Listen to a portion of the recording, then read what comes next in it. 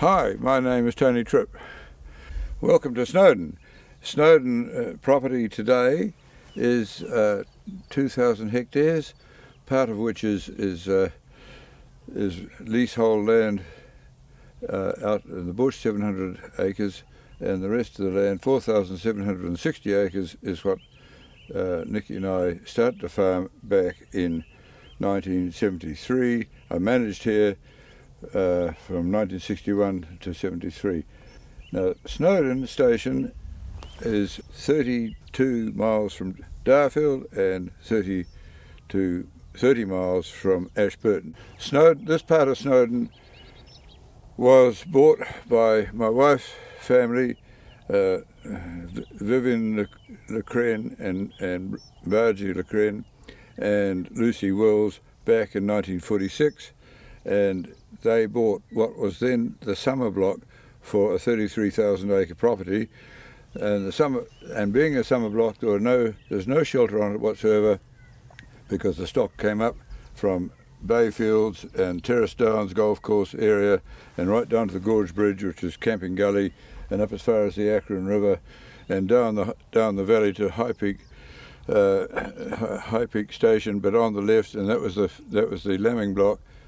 And so in 1946, when they arrived here, Joe Lecren started to develop this part of the farm block here, which hadn't been developed. There were rocks all over the place, and hence here are the rocks.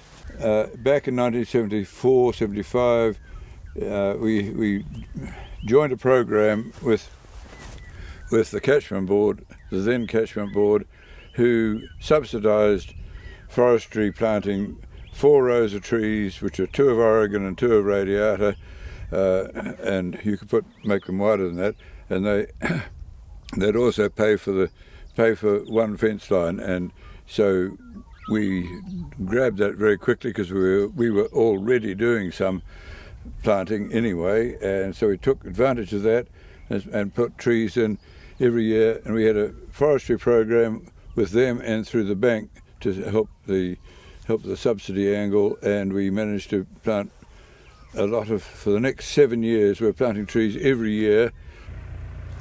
And as you look up the gorge, you can see 3 or 4 different rows of shelter belts were all put in back in the 70s. They're getting quite tall now, a lot of them could be milled at any time, but we're a bit worried about milling them because we don't want to let too much wind in, and so if we do it, we'll have to do it judiciously, perhaps take out the 2 rows this side, leave the other 2 rows, and then replant, making the belt a bit wider, and so on. We'll carry on like that.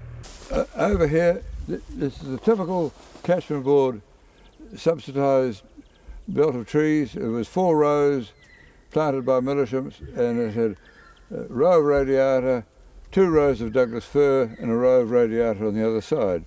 But the wind shear factor is so strong up here that we decided to put the Douglas fir on the outside. So we had 2 rows of Douglas fir and then 2 rows of radiata. So we can cut the radiata out later and replant.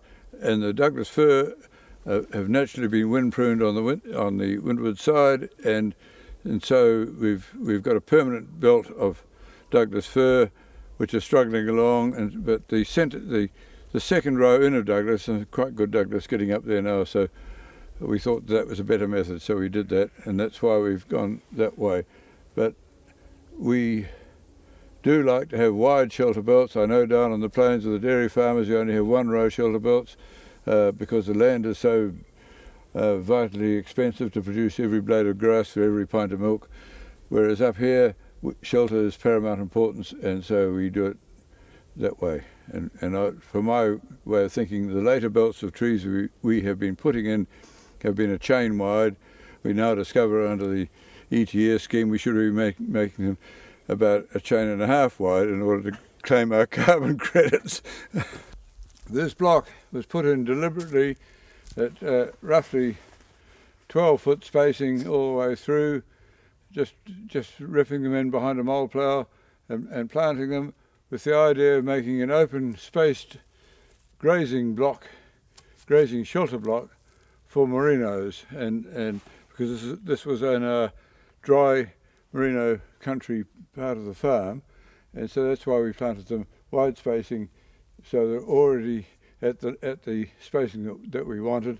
And then we've done a subsequent pruning up to head height basically, so you can get underneath it and get a dog around the sheep, and also let more light in so that the grass keeps growing. So look at this here, there's plenty of grass down here for them later on, come lambing time, so we can put the sheep in. We haven't got merinos now, but we still lamb in here. Yep. Just make a quick point about porosity and wind shear factor. Firstly, the wind shear factor, if you look at that small block of trees there, you see how the macrocarpus on the top side, and then radiatas, and then on through into taller radiatas at the end there, and that's roughly a chain wide. Now it's a wedge shape thanks to the nor'wester coming down the gorge, and so if you really want to plant good forestry trees, you plant them after you've got that shelter going, you plant them from there on in. So really we should have a forestry block with one chain for shelter and the other chain for timber. The wonderful thing about joining the Farm Forestry Association is to see what other people are planting, how they're growing, where to plant them, and different varieties, and also see what the shelter does. And so we've used the Farm Forestry area, Central Canterbury Farm Forestry Association, which have been very, very supportive, and certainly everybody seems to put in the pound's worth of criticism straight away, saying you planted them too close, too wide apart, this way and that way and the other thing. But in the end, we all have our own opinions, but it's all based on sound fact, because if you don't hear other people's points of view, you can't make a rational decision yourself. So it's very, very useful to belong to the association.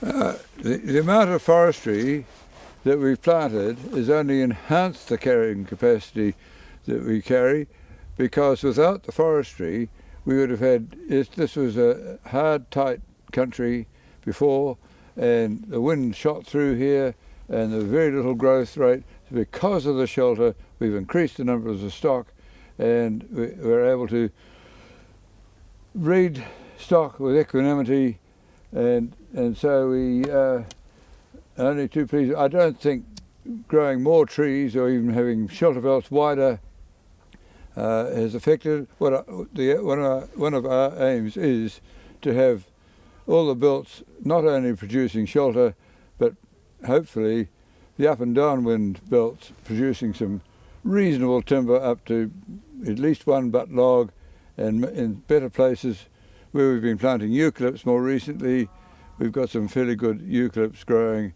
After a short space of time they do grow very, very fast, and maybe we can coppice them and they'll grow again.